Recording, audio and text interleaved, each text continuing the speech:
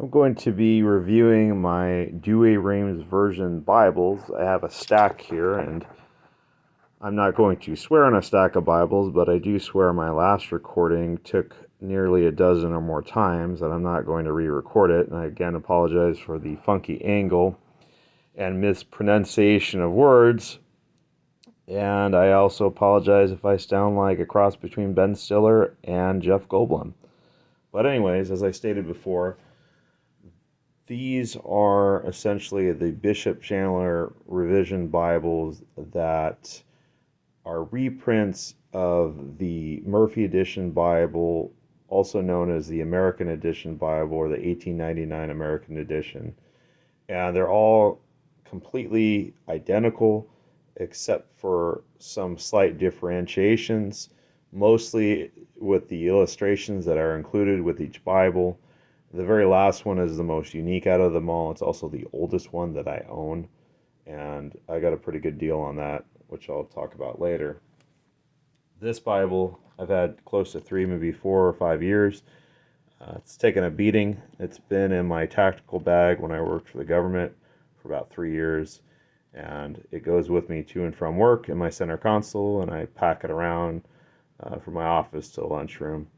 And it's super tiny font, which as I get older is more and more inconvenient. I now have to wear reading glasses because I probably burned my eyes out reading this thing and other books over the years.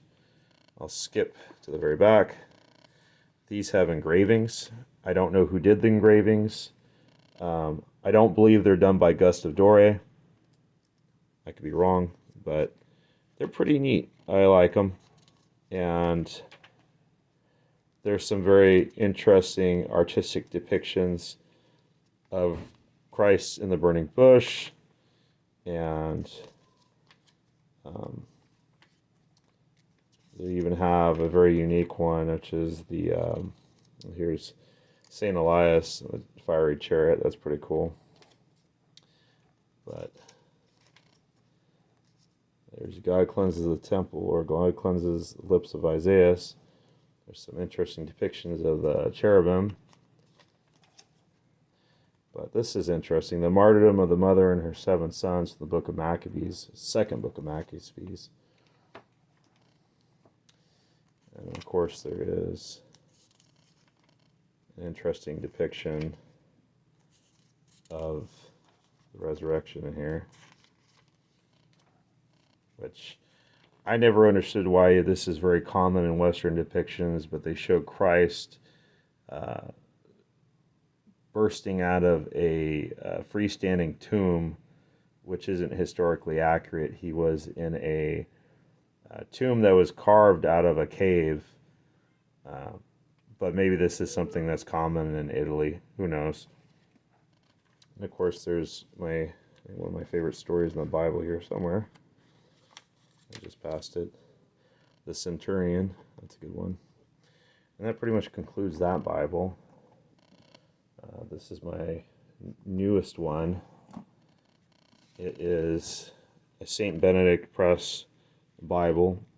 It's a basic Bible, basic font size, nothing unique. And if you've ever had a St. Benedict Press Bible, which I had an NAB, and I believe I have some study Bibles as well that I'll do another review on. But these are the basic stock paintings that they put in most of all their Bibles.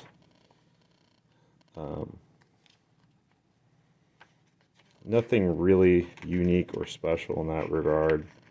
I think the engravings in my Baronius Press Compact Bible are more unique and interesting. Especially, when you look at art history and you look at how people depict things, especially if they're not from that region. They have to use their imagination a lot more, and you get some pretty fantastical depictions, artistically speaking. This last one is a doozy because this is a 1964 Douay Rheims Bible by St. Joseph Publications. It's the St. Joseph New Catholic Edition, which was new then. Hardly been used. I got it for $21. I got it $28 with shipping. It's a hardback. It's got interesting red colored pages. And this is the part that's particularly unique, aside from the illustrations here. This was dedicated to St. Joseph, which I really wish this company, which still exists today, they would actually republish this. And it's a shame they didn't do it in the year of St. Joseph some years back. But if they were to redo this, they should totally do it in March. I think that'd be awesome, especially with the growing devotion to St. Joseph and also the growing devotion to the Douay Rheims Bible. But this is the particularly unique part, is the fact that it's still got the pamphlet in here.